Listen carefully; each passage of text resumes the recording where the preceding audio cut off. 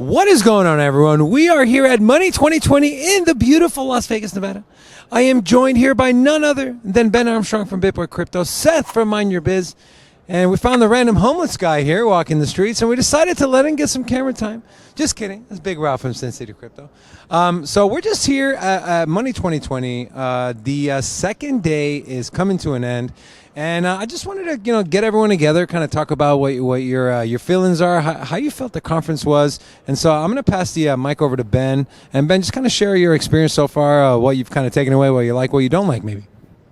Yeah, probably the best thing that I've liked about Money 2020 is that we've gone back in history to 2020 from 2022. 2022 is a bear market. We're back in the bull market here at Money 2020. Actually, it's Money 2020, like 2020 vision or looking back in hindsight. I told him to get rid of the glasses because everybody knows I hate people with glasses. I'm sorry, I don't really, but that's what they say. Look. So here's the thing about this conference. It's been really interesting to get a lot of perspectives from people who are money people. And you know what? What I've noticed is a lot of the banking industry people, they're actually on our side, but they understand that the banking industry is a behemoth and it's going to try to prevent us in crypto from doing what we want to do. So it's like, think about the amount of brainwashing that has to occur for people to feel like, oh, you know what? This is a great new technology. Love decentralization. It's got a way to free the world in a lot of different ways. But I guess we lost. I guess the banks are still going to do what they're going to do. And, I tweeted on Twitter.com earlier that, I don't like this loser's mentality of, you know what? The banks are going to win. They're going to win. No. Every revolution in history was thought to be impossible when the people first started putting it out there. That's why it's called a revolution. You think in the American Revolution, they thought that we were going to be able to take on the British. It was the most powerful, military in the world at the time. But guess what we did? With a ragtag group of guys, we came and we did it. Just like the ragtag group of crypto guys. You want to talk about somebody who's raggy and taggy? That's Seth. There you go. Yeah.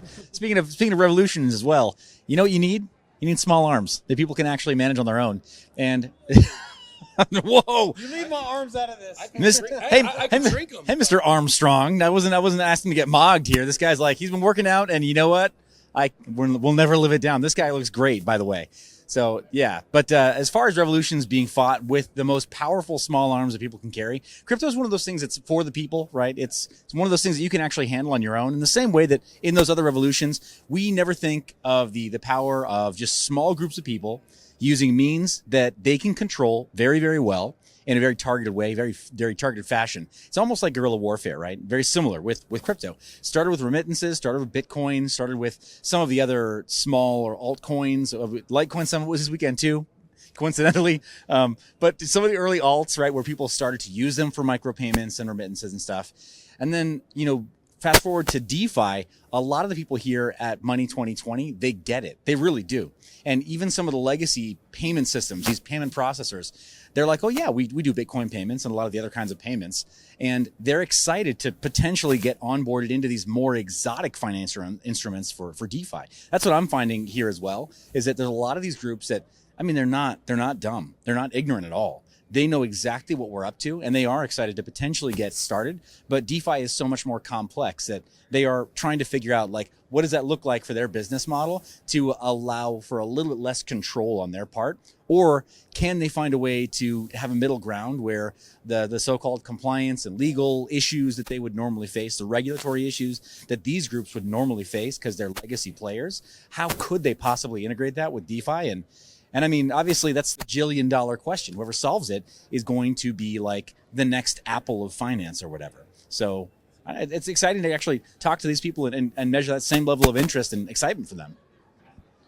Let me tell you what I'm excited about. The fact that this is Money 2020. Money. Let that sink in. Everyone has always bashed cryptocurrency for not being a money, not being a currency, being something that's a facade, that's not real. And this is the end-all be-all for conferences when it comes to banking and fintech, for traditional finance. And we are here. We are representing. Crypto is representing in full force. There is no shortage of cryptocurrency booths here. You have Circle, Paxos, you have Ripple. There was 20 or 30 different stands representing cryptocurrency. And it didn't used to be like that. We used to be made fun of, and now we have a seat at the table. And so for me, that's what I'm most excited about, is that we're taken seriously when it comes to the suits and the other people in their space. And we've been laughed off the stage for so long. And you know what? It's a realization. It's an absolute realization. It's an epiphany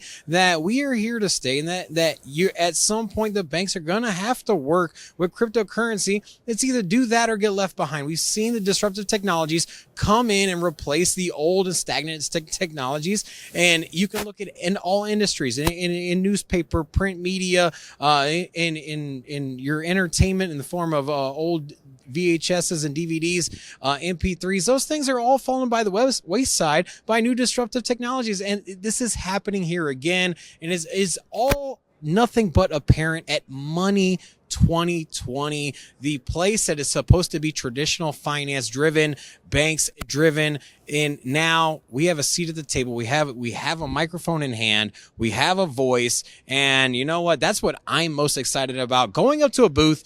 I went up to a booth today. They have no exposure to crypto, but they wanted to sit back and listen. They wanted to hear what I had to say. And it wasn't, at least for me, it wasn't fake. It was somebody that was like, okay, here's the crypto guys. What do they got to say? So, well, I guess there's only one thing left to be said.